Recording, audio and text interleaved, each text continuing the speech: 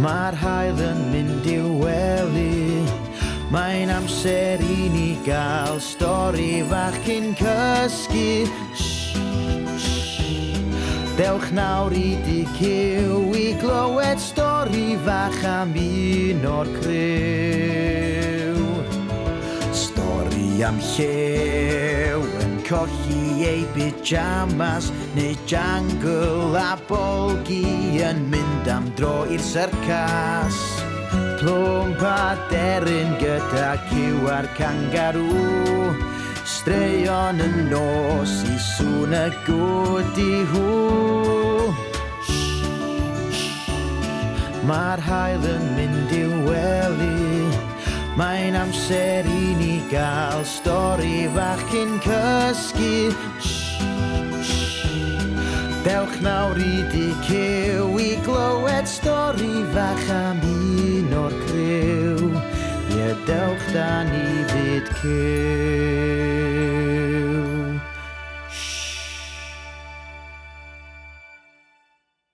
Helo bawb, dych chi'n barod am stori fach hapus? Wel dewch, grewch eich hun yn gyffyrddus. Heddiw, stori sy'n dathlu bod pawb yn wahanol gawn ni. Wyt ti'n cofio, Jungle? Roedd Cyw a'r anifeiliaid wedi bod yn gwylio Cymru yn chwarae rygbi, ac am fod Cymru wedi ennill, roedden nhw eisiau chwarae rygbi tu allan fel I harwyr. Ond, oedd hi'n bwrw glaw. Be am chwarae cuddio? Medda Cyw. Ia, cuddio, cytunodd pawb yn hapus. Tra oedd Cyw yn cyfri I 10, ath yr anifeiliaid I gyd I guddio. Jungle tu ôl i'r lamp, plwmp tu ôl i'r llenni, deryn tu ôl i'r polyn llenni, llew tu ôl y bwr, bolgi tu ôl y gadar, a triog o dan y carpad bach. Dwi'n dod I chwilio, gwaeddodd Cyw. Ond, pan agorodd Cyw I llygad ac edrych o'i chwmpas, dechreuodd hi chwerthin wrth fel gwddw hi'r Jungle yn amlwg uwch ben y lamp. Dwi'n medru dy weld I. Pwy? Atebodd Jungle yn dal I gau llygad. Jungle! O, meddai Jungle wrth agor I llygad yn siomedig. O, paid â phoeni, meddai Cyw. Mi gei di 5 eiliad arall gen I.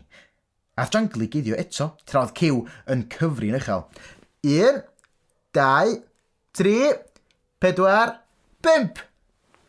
Dwi'n dod I chwilio, meddai Cyw eto. Ond, daeth Cyw o hyd I Jungle yn syth, gan fod I ffen I weld yn glir uwch ben y drych. O, dim eto, meddai Jungle yn drist. O, dwi byth yn gallu cuddio. Dwi rhaid dal, pam na fedra I fod fel pawb arall? Dechreuodd Jungle grio. Doedd I byth yn medru chwarae cuddio. O, Jungle, meddai Cyw. Os fysa chdi, fel pawb arall, sa chdi methu cyrraedd y dail uchel ar y coed? Os fysa chdi, fel pawb arall, sa chdi methu gweld yn bell? Ychwanegodd plwmp. Os fysa chdi, fel pawb arall, sa chdi methu dystio'r nenfwd? Ychwanegodd deryn. Os fysa chdi, fel pawb arall, sa chdi methu rhoi reid ar dy gefn I bawb yr un pryd? Ychwanegodd Cyw. Os fysa chdi, fel pawb arall, sa chdi methu cuddio dy siocled yn y cwpwrdd uchel? Ychwanegodd bolgi. Os fysa chdi, fel pawb arall, fysa chdi methu curo pawb wrth chwarae hula hoop? Ychwanegodd triog. Meddyliodd Jungle am y peth, ac yn raddol trodd y dagra yn wen. I bod hi'n methu gwneud un peth, roedd hi'n medru gwneud llawer o beth eraill. Mod i'n drwm, dwi'n medru cofio'r llefydd gora I guddio, medda plwmp. Mod i'n fach, dwi'n medru cyrraedd llefydd uwch na neb arall, medda deryn. Mod i'n farus, dwi'n medru arogli lle mae pawb arall o hyd, medda bolgi. Mod i'n ddiog, dwi yn gyflym iawn pan dwi yn symud, medda Llew. Ac mod I ddim yn gyflym, dwi'n glyfar, medda Triog. Dyn ni fel tîm rygbi, medda Cyw yn gyffroes. Pawb o wahanol faint. Rei'n well am gicio, rei'n well am redag, a rei yn well mewn sgrym. Rei'n taclo'n gry, rei'n taflu'n bell, a rei'n meddwl be i wneud nesa. Erbyn hyn, oedd y glaw wedi stopio, felly ath pawb allan i chwarae rygbi. A'r peth cyntaf nath Jungle oedd sgorio cais efo'i gwddw hir. Oedd pawb yn dathlu i bod i wedi stopio bwrw, dathlu bod Cymru wedi ennill, a dathlu i bod nhw i gyd yn wahanol. Pa mae'n hwyr ac yn dechrau nosi, does am byd gwell nag oes na stori fach cyn cysgu. Nos da, bawb.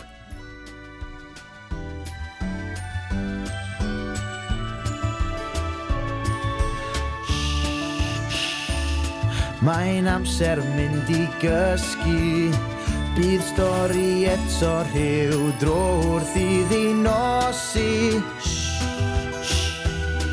Nos da o fyd Cyw, bydd stori eto rhyw dro gan y criw. Ie, nos da o fyd Cyw.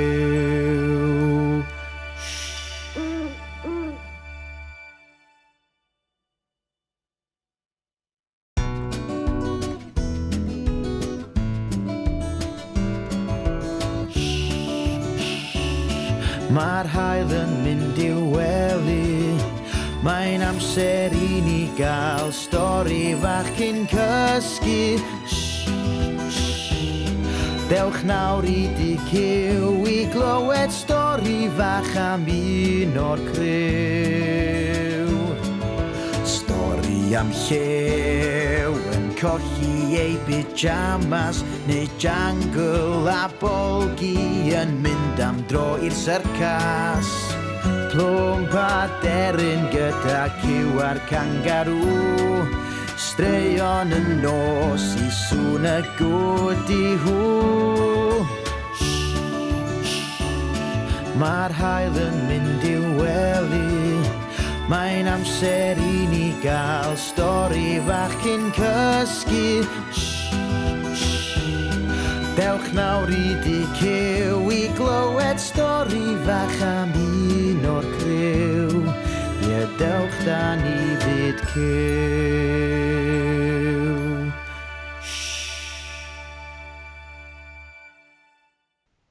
Helo bawb! Odych chi'n barod am stori fach hapus? Wel, dewch, cwnewch eich hun yn gyfforddus. Heddi, stori am yr anifeiliaid yn creu stori gewn ni. Ti'n cofio, Jungle? Roedd pob diwrnod yn un prysur yn hi Cyw, a'r ffrindiau yn chwarae a sgwrsio a gwneud direidi gyda'i gilydd drwy'r dydd.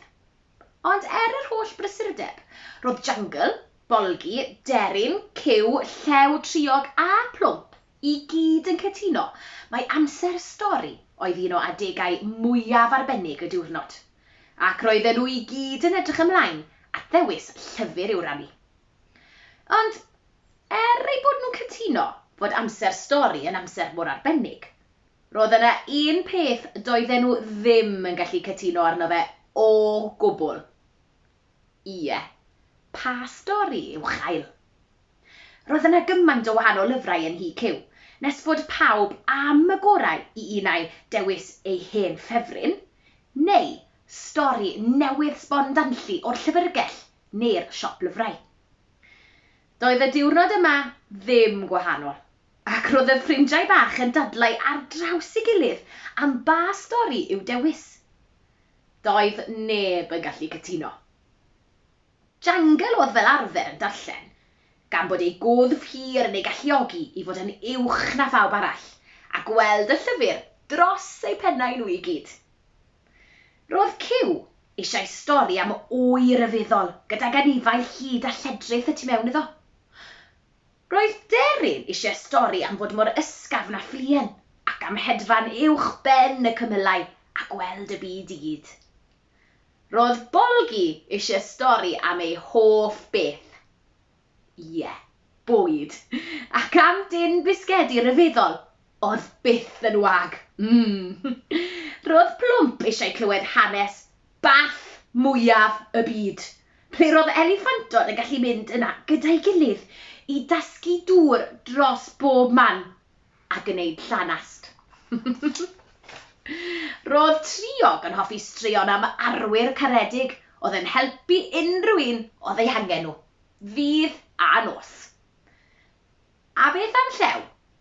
Wel, roedd eisiau clywed am yr anifail dewraf yn y jwngl, a'r un oedd yn cadw trefn ar bawb. Roedd jungle mewn penbleth go iawn erbyn hyn. Sut oedd hi'n mynd i gadw i ffrindiau bach i gyd yn hapus? A phawb eisiau stori wahanol.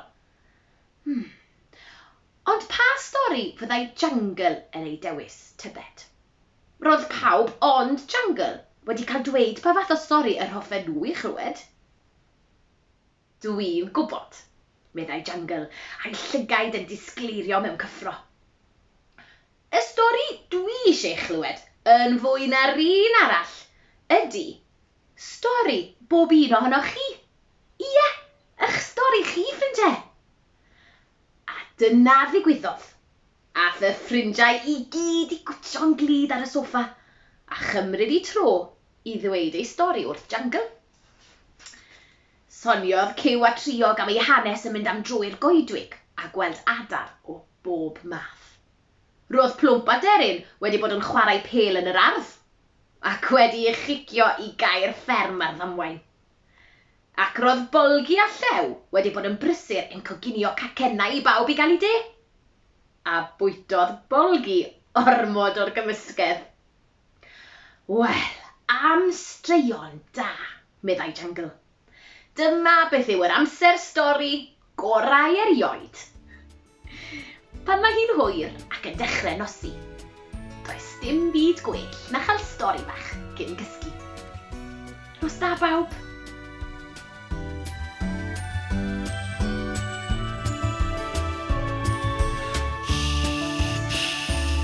Mae'n amser mynd i gysgu, bydd stori eto rhyw dro wrth iddi nosi. Nos da o fyd cyw, bydd stori eto rhyw dro gan y criw. Ie, nos da o fyd cyw.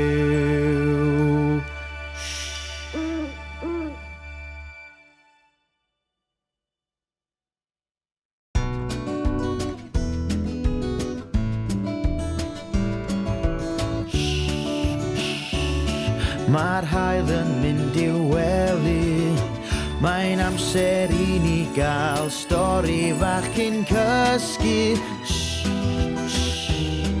Dewch nawr i di cyw i glywed stori fach am un o'r criw. Stori am Llew yn colli ei pyjamas, neu jungle a Bolgi yn mynd am dro i'r syrcas. Plwmp a Deryn gyda Cyw a'r kangaroo, straeon yn nos i sŵn y gwdi hw. Mae'r haul yn mynd i'w wely, mae'n amser i ni gael stori fach cyn cysgu. Dewch nawr i di cyw i glywed stori fach am un o'r criw. Ie, dewch da ni fyd cyw.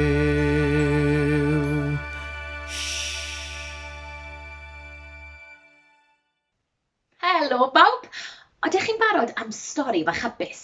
Wel, dewch, gwnewch eich hun yn gyfforddus. Heddi, stori am Seren Fach gewn ni. Ti'n cofio, Deryn? Mae'r rheiol yn un syml iawn. Pan mae'r tywydd yn braf, rhaid chwarae pêl-droed. Roedd Plwmp a Deryn yn gwybod hyn, a dyna lle roedden nhw ar brynhawn cynnes o haf, yn pasio'r bêl yn ôl ac ymlaen i'w gilydd yn yr ardd. Roedd Plwmp yn dda iawn am gicio, ond weithiau roedd e'n mynd dros ben llestri. Ciciodd gyda'r fath nes i'r bêl hedfan yn syth i ben coeden. Ops, meddai. Sori, Deryn. Elli di hedfan fyny i'w nôl hi?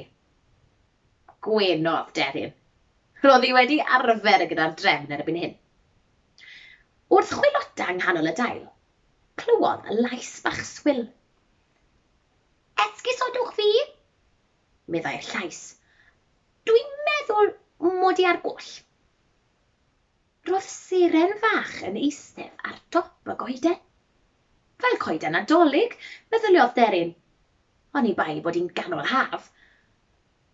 Dwi'n bell iawn o adre, meddai'r Seren yn ddigalon. A sylwodd deryn ar ei golau gwan.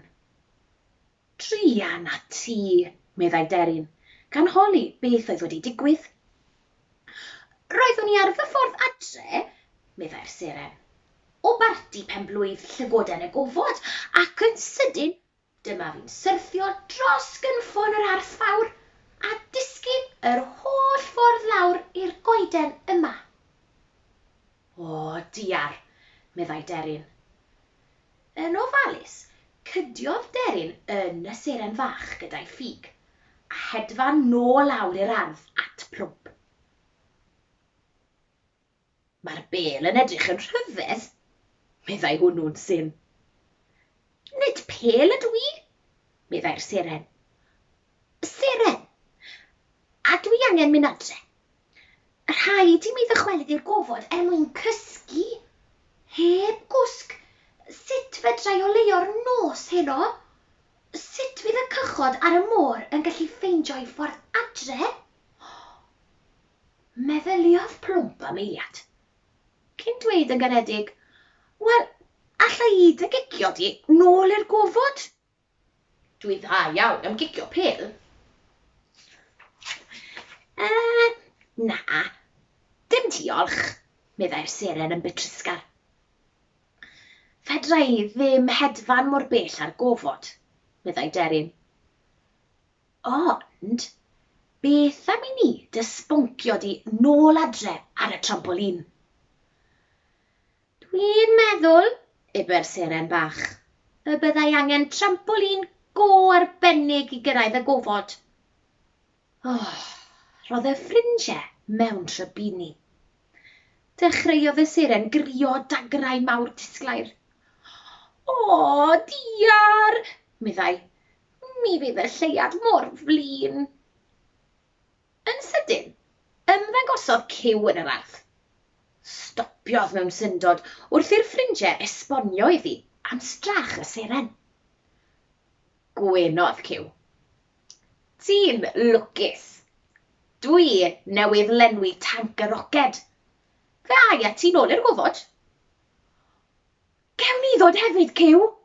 Gofynodd plwmp a deryn yn eiddgar. Wrth gwrs, meddai ciw. Dewch, does na ddim amser i'w golli. Yn y roced, ceiodd ciw'r drws yn dyn. Roedd pawb heb law am y Seren Fach yn gwisgo'i siwtiau gofod. Barod, gweiddodd ciw. Barod, gweiddodd y ffrindiau. 5, 4, 3, 2, 1! Ffrwydrodd y roced yn syth i'r awyr las, trwy'r cymylau, uwch ben y ddeiar ac i grombil byd y ser. Gwibiodd y roced drwy'r tywyllwch. Yr ail drwad ar y chwith. Dyna lle dwi'n byw, meddai'r Seren. Trodd y roced i'r chwith yn gyflym.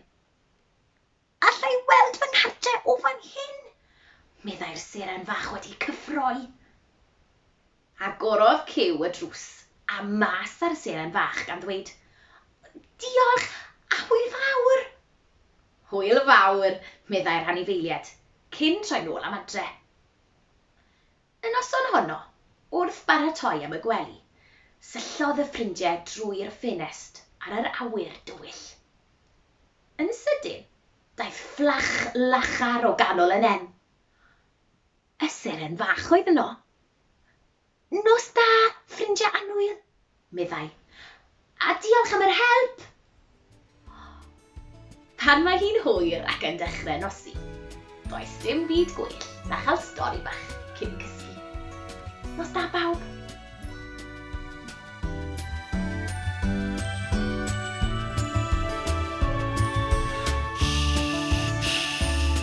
Mae'n amser mynd I gysgu, bydd stori eto rhyw dro wrth iddi nosi.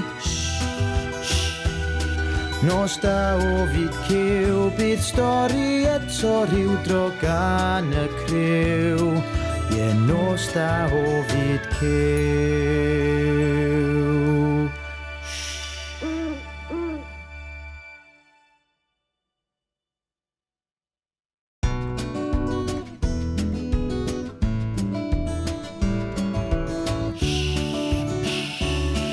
Mae'r haul yn mynd i'w wely, mae'n amser I ni gael stori fach cyn cysgu. Dewch nawr I di cyw I glywed stori fach am un o'r criw. Stori am llew yn colli ei pyjamas, neu jungle a bolgi yn mynd am dro i'r syrcas. Plwmp a deryn gyda cyw a'r kangaroo, straeon yn nos I sŵn y gwdi hw. Mae'r haul yn mynd i'w wely, mae'n amser I ni gael stori fach cyn cysgu. Dewch nawr I di cyw I glywed stori fach am un o'r criw. Ie, dewch da ni fyd cyw.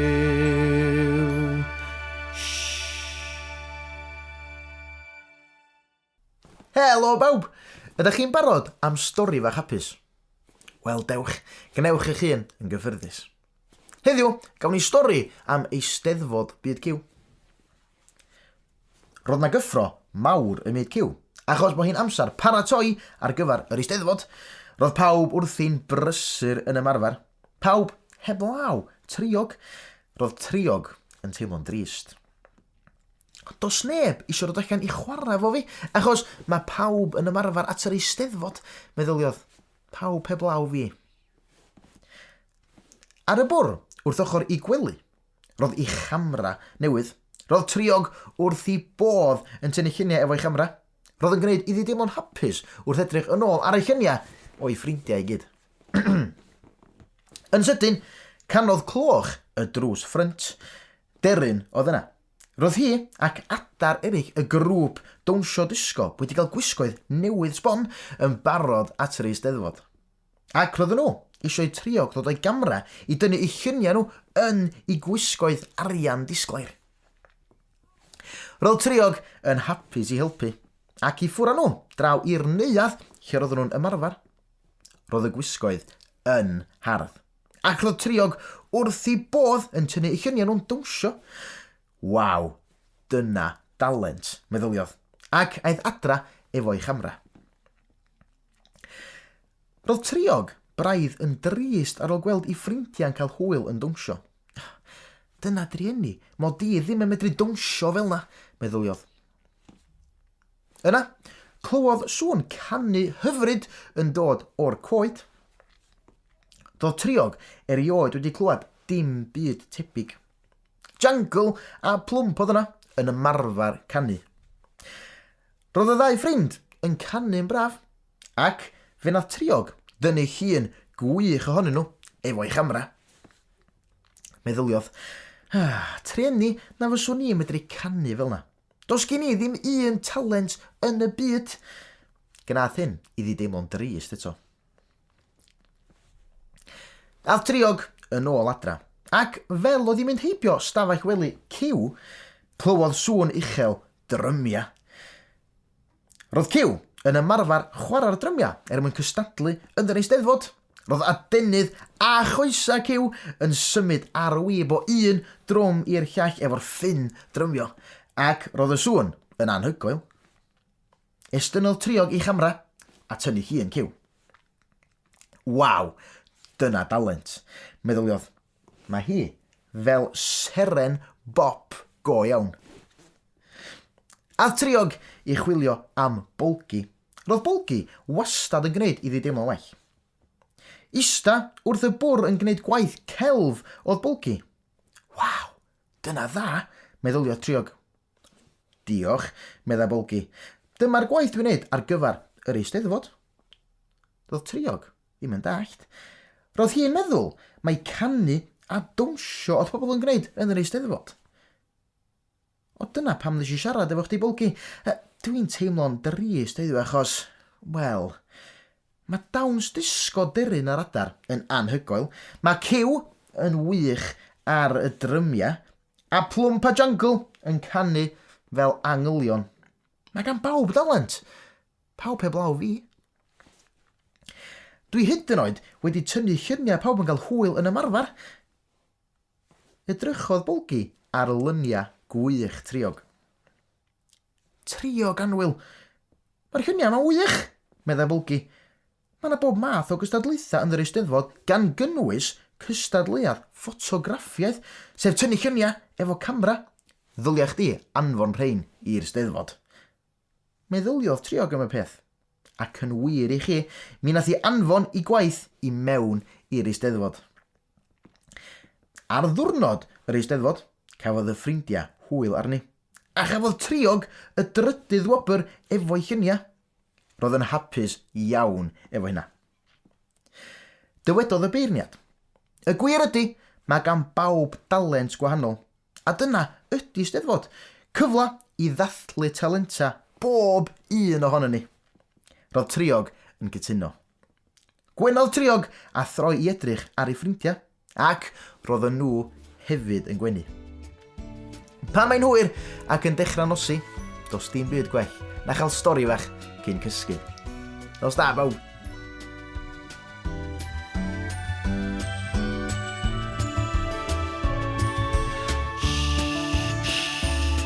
Mae'n amser mynd I gysgu, bydd stori eto rhyw dro wrth iddi nosi. Nos da o fyd Cyw, bydd stori eto rhyw dro gan y criw. Ie, nos da o fyd Cyw.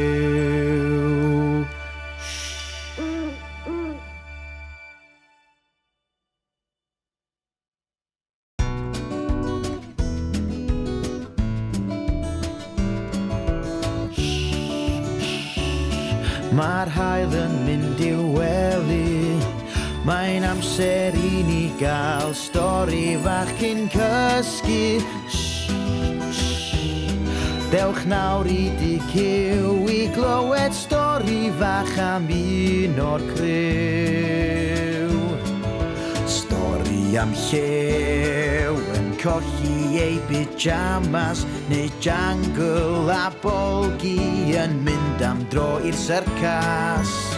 Plwmp a deryn gyda Cyw a'r kangaroo, straeon yn nos I sŵn y gwdi hw.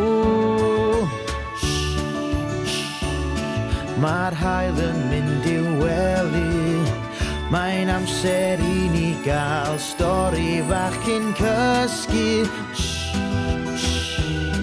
Dewch nawr I di Cyw I glywed stori fach am un o'r criw. Ie, dewch da ni fyd Cyw.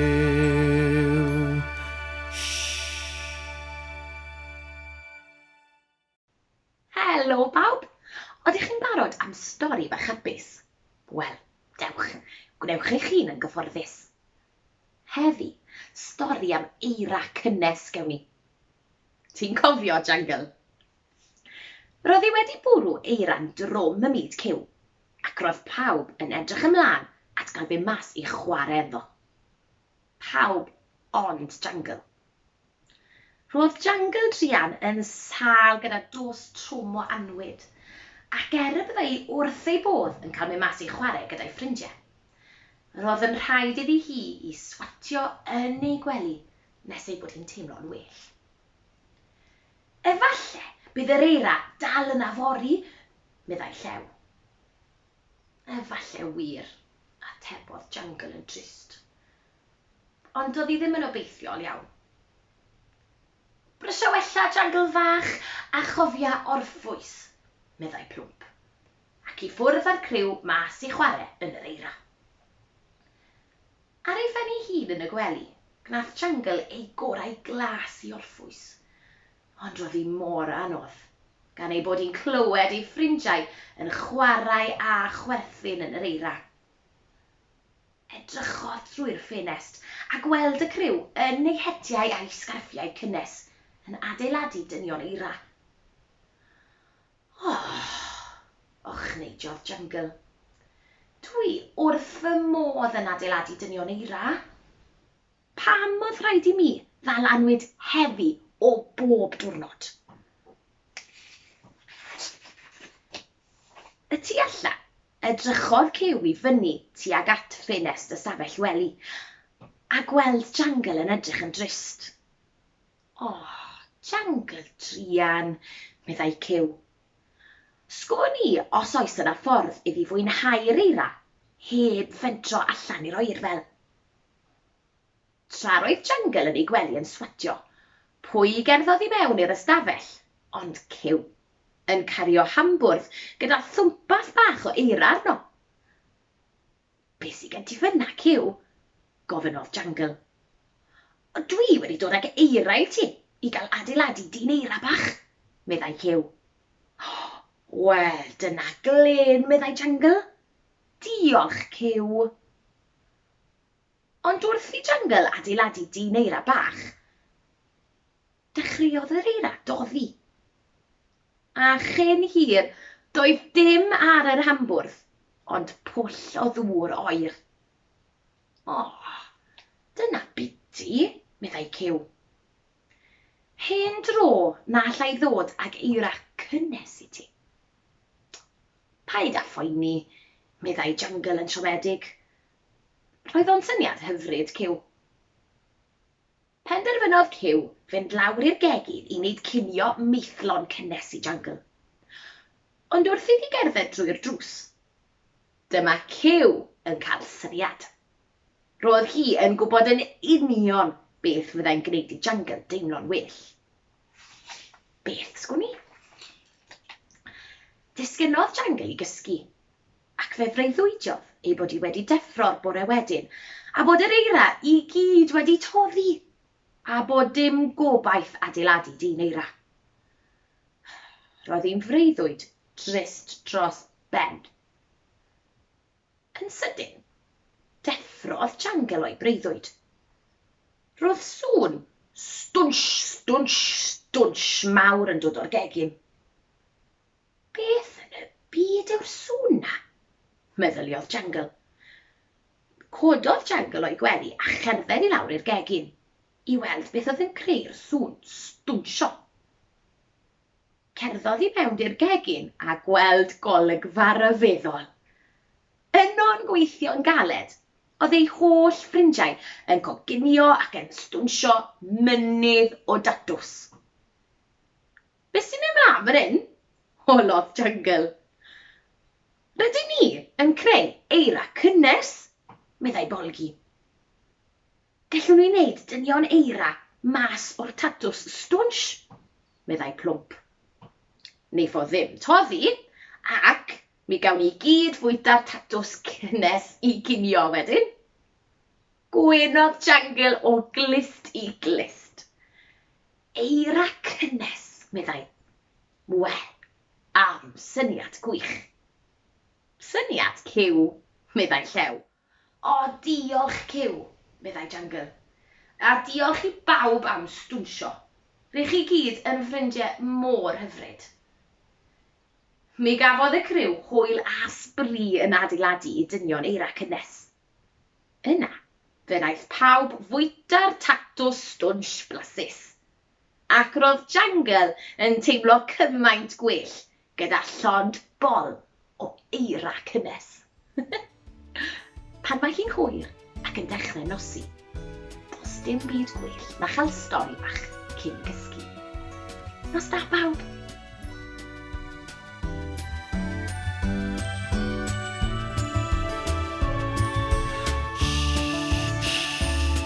Mae'n amser mynd i gysgu, bydd stori eto rhyw dro wrth iddi nosi. Nos da o fyd cyw, bydd stori eto rhyw dro gan y criw. Ie, nos da o fyd cyw.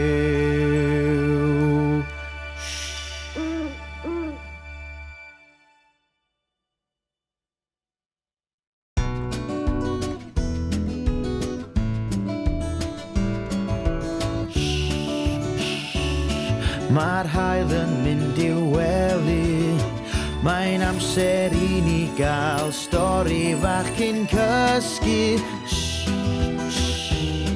Dewch nawr i di cyw i glywed stori fach am un o'r criw. Stori am llew yn colli ei pyjamas, neu jungle a bolgi yn mynd am dro i'r syrcas. Plwmp a deryn gyda cyw a'r kangaroo, straeon yn nos i sŵn y gwdi hw. Mae'r haul yn mynd i'w wely, mae'n amser i ni gael stori fach cyn cysgu. Dewch nawr i di cyw i glywed stori fach am un o'r criw. Ie, dewch da ni fyd cyw.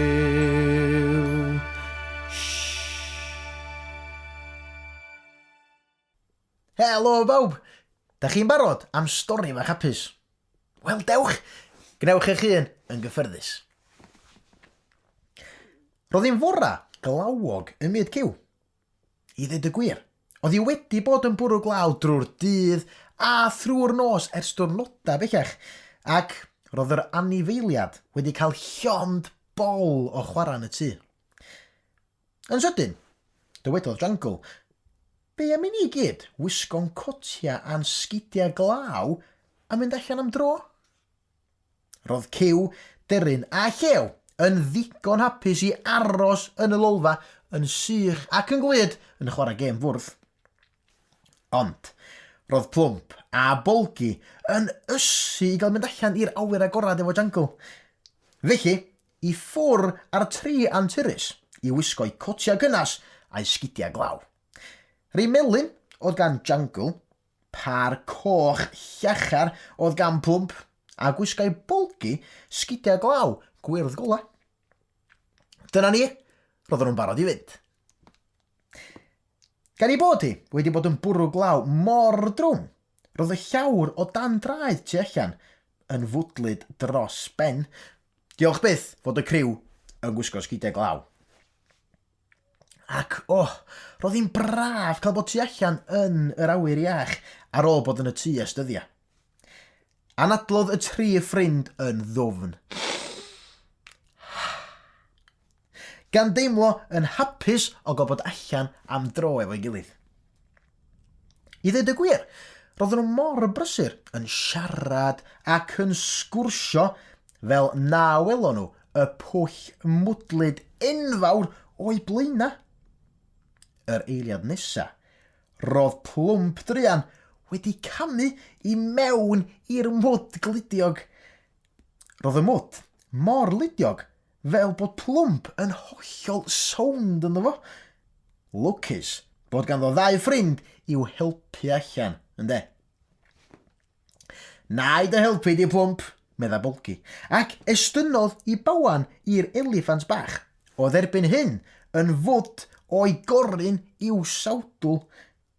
Triodd Plwmp dynnu hun allan o'r pwll mwdlyd, ond yn hytrach, llwyddodd I dynnu Bolgi I mewn ato. Na. Roedd Bolgi a Plwmp yn fwdlyd rwan. Dim ond Jungle oedd ar ôl ar dir sych. Dos bosib y bydda hi'n medru tynnu ei dau ffrind allan. Daliodd Plwmp a Bolgi'n dyn yng ngwddw hir Jungle. Ond, roedd y pwysa yn ormod i'r giraff bach. Ac I mewn â hi hefyd i'r mwd brown y chafi. Felly, dyna chi roedd Plwmp, Bolgi a Jungle yn ista mewn bath mawr y mwdlyd, a dim syniad sut i ddod allan. Edrychodd y 3 ffrind ar ei gilydd, a dechrau chwerthin, roedd golwg wirion iawn arnyn nhw. Roedd y criw bychan mor brysur yn chwerthin, fel na sylwo nhw a'r ciw yn cyrraedd yn ei char bach coch. Poeni oedd hi bod y 3 ffrind wedi mynd ar goll, felly penderfynodd ddod i edrych amdanyn nhw. Pan welodd hi ei ffrindiau, prin medrai gredu i llygad. Roedd y 3 yn edrych fel bwyst filod y mwdlyd. Jungle oedd y cyntaf i sylwi ar ciw. Diolch byth bod chdi yma, meddai. Da ni wedi cael damwain fach. Damwain fach? Chwarddodd ciw. Mewn dŵr mae rhywun yn cael bath fel arfer, nid mewn mwd. Roedd ciw yn gwybod bod rhaid iddi helpu ffrindiau, ond sut? Yn sydyn, cafodd syniad gwych. Roedd hi wastad yn cario rhaff yn ei char, felly clymodd y rhaff trwchus i gefn y car a deud wrth y lleill i afal yn dyn ymhen arall y rhaff. Barod, gweiddodd ciw, yn gobeithio y bydda'r cynllun clyfar yn gweithio. Barod, atebodd Jungle, Plwmp a Bolgi efo'i gilydd. Daliwch yn dyn, dwi am yrru'r car yn araf yn ei flaen ar ôl 3. 1, 2, 3. A dyna'n union nath ciw. Gyrrodd y car yn ei flaen yn araf, a chafodd y 3 ffrind i llusgo allan o'r pwll mwdlyd enfawr gan yr rhaff, nes i bod nhw'n ôl ar dir sych. Ciw, diolch yn fawr iawn i chdi am yn cael ni allan o drafferth, medda Bolgi. Dwi'n meddwl, well i ni fynd adra. Yn bendant, cytunodd Jungle. Pwy bynnag sy'n cyrraedd gynta sy'n cael neidio i'r bath gynta. Doedd dim angen deud dwywaith, rasiodd y 3 tuag adra yn methu aros i ymolchi a glanhau yn y bath. Pan mae'n hwyr ac yn dechrau nosi, does na'm byd gwell na chael stori fach cyn cysgu. Does da, bawb?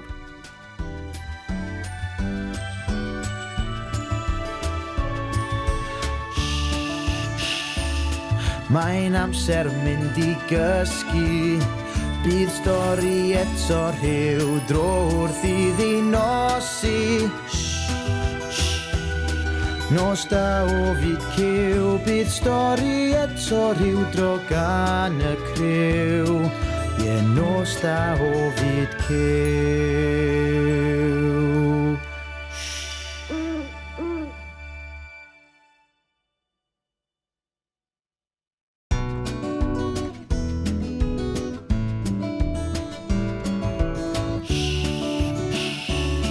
Mae'r haul yn mynd i'w wely, mae'n amser i ni gael stori fach cyn cysgu. Dewch nawr i di cyw i glywed stori fach am un o'r criw. Stori am llew yn colli ei pyjamas, neu Jungle a Bolgi yn mynd am dro i'r syrcas. Plwmp a deryn gyda cyw a'r kangaroo, straeon yn nos i sŵn y gwdi hw. Mae'r haul yn mynd i'w wely, mae'n amser i ni gael stori fach cyn cysgu. Dewch nawr i di cyw i glywed stori fach am un o'r criw. Dewch da ni fyd cyw.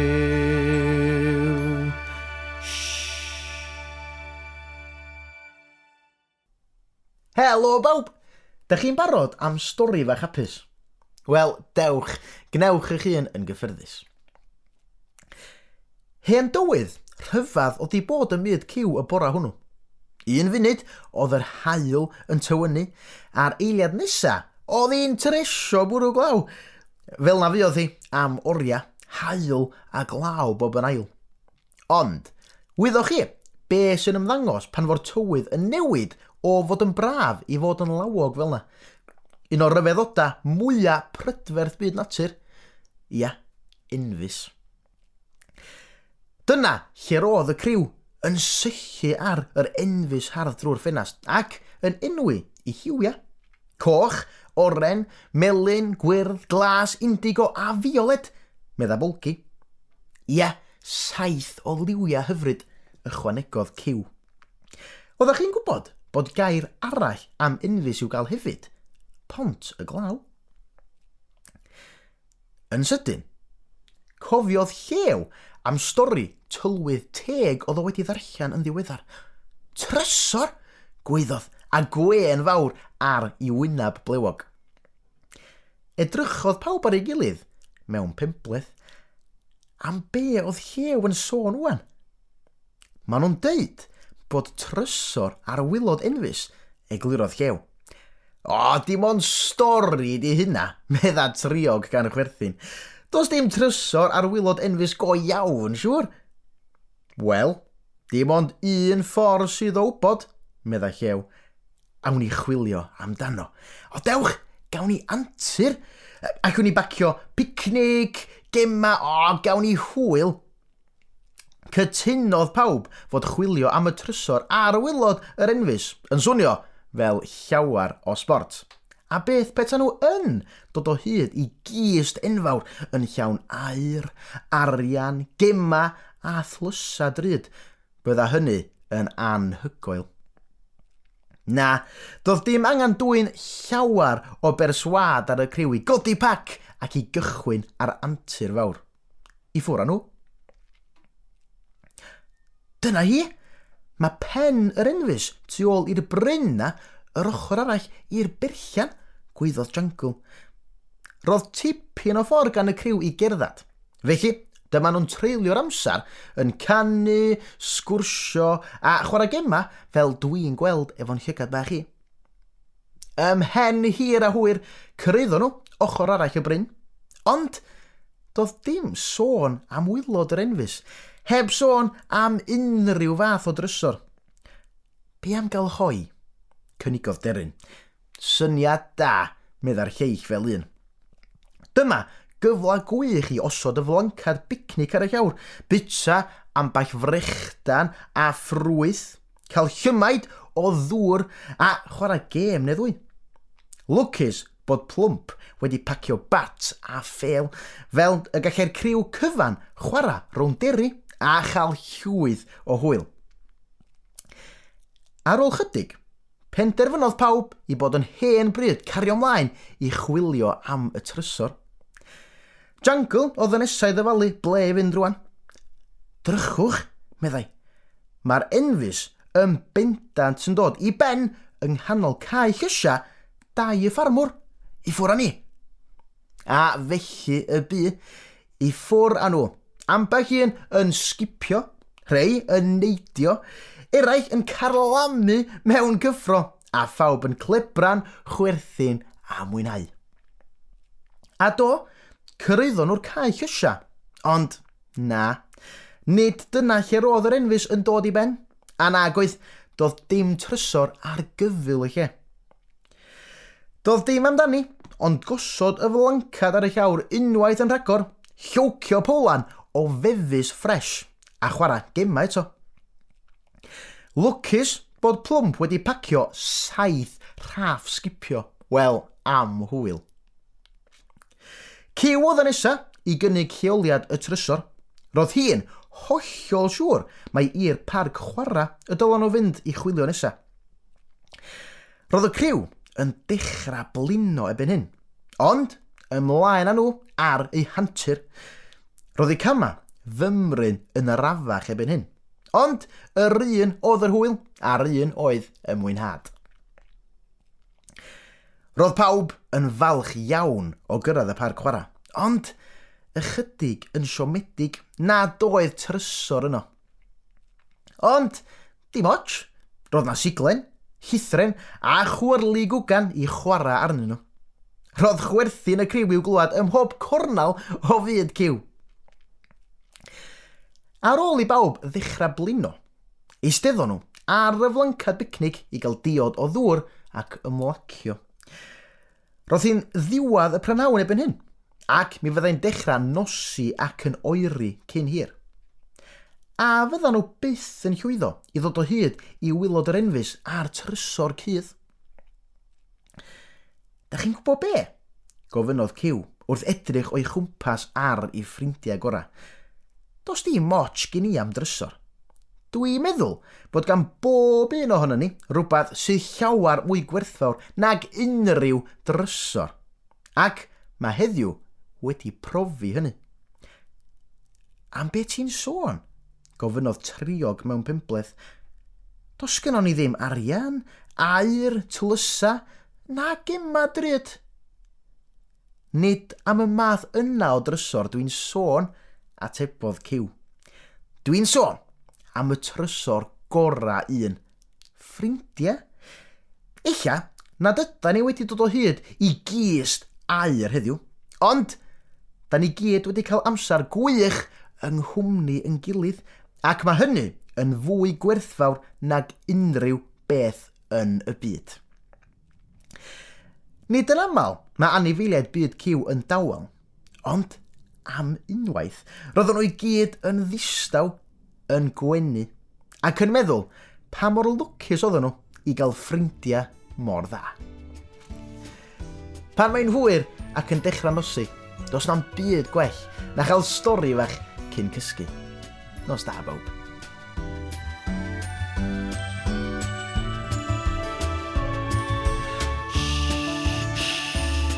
Mae'n amser mynd I gysgu, bydd stori eto rhyw dro wrth iddi nosi.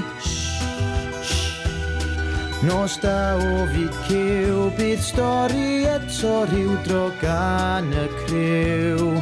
Ie, nos da o fyd Cyw.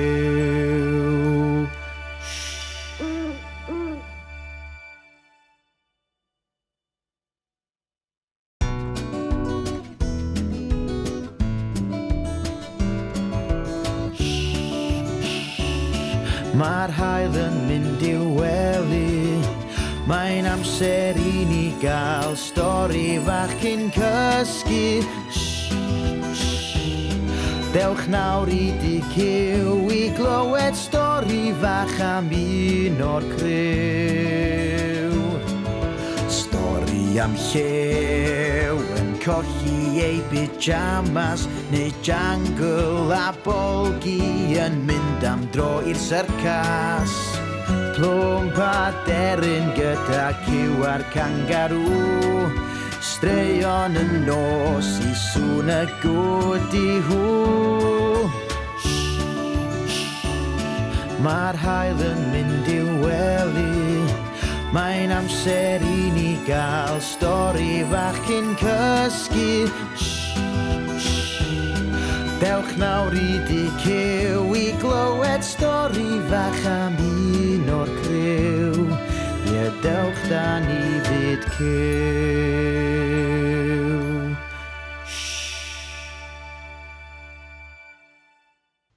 Helo bawb!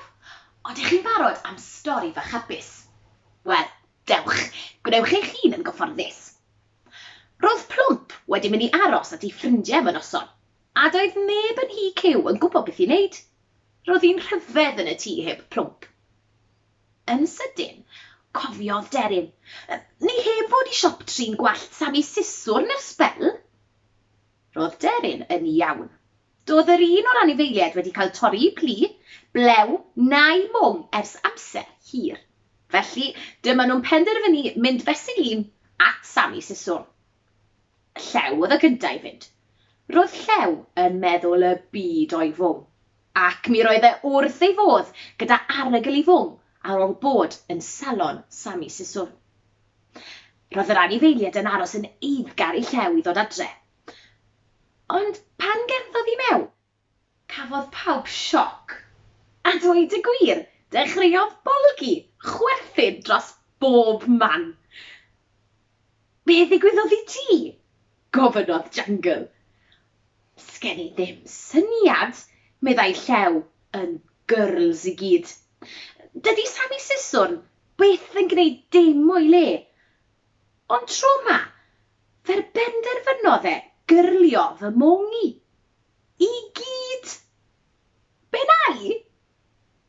Roedd Cyw wedi dechrau chwerthin erbyn hyn hefyd.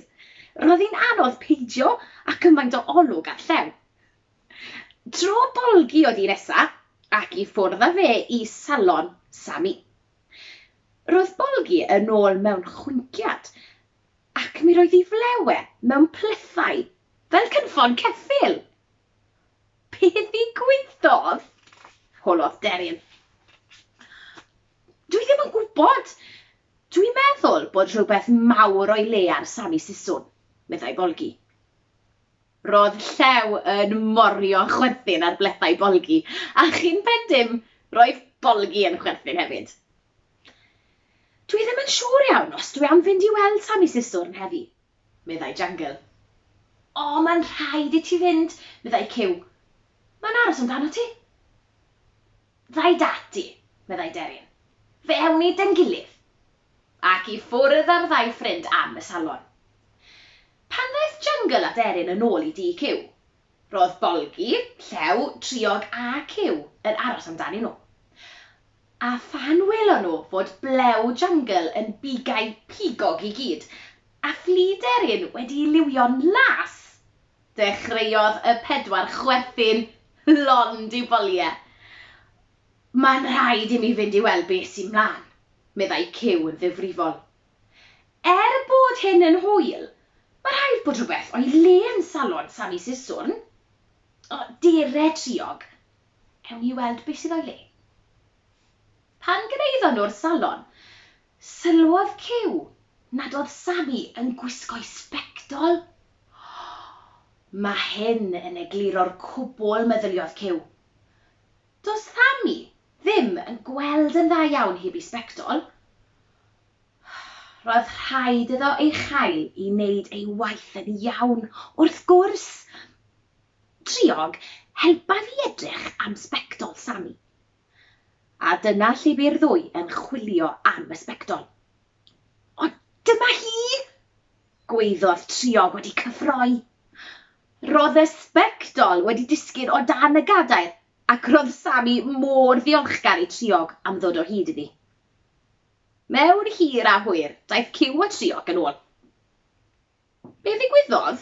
Holodd bolgi yn siomedig bod triog a Cyw yn edrych mor dda. Wel, roedd Sami Siswrn wedi colli ei sbectol, eglurodd Cyw. Dyw e ddim yn gallu gweld yn iawn heb ei sbectol, felly dyna pam eich blew, eich mwng a'ch pli chi yn edrych mor wahanol. Roedd pawb yn deall beth oedd wedi mynd o'i le. O, ta waith. Mae'r broblem wedi datrys, meddai Cyw. Diolch byth am hynny, meddai bolgi, ac aeth y 6 i'r gwely gan wybod bod Sami wedi cael ei sbectol yn ôl. Y bore wedyn, pwy gyrhaeddodd adre ond plwp. Cerddodd i mewn i'r gegin gyda mohican ar ei ben. Streipen fawr o wallt pinc pigog. Wel, sôn am chwerthin. Do dim angen gofyn lle roedd plwmp wedi bod cyn mynd i aros gyda'i ffrindiau. Pan mae hi'n hwyr ac yn dechrau nosi, does dim byd gwell na chael stori bach cyn cysgu. Nos da bawb.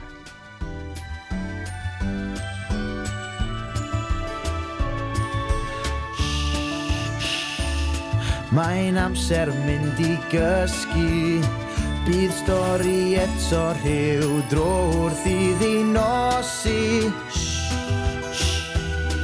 Nos da o fyd Cyw, bydd stori eto rhyw dro gan y criw.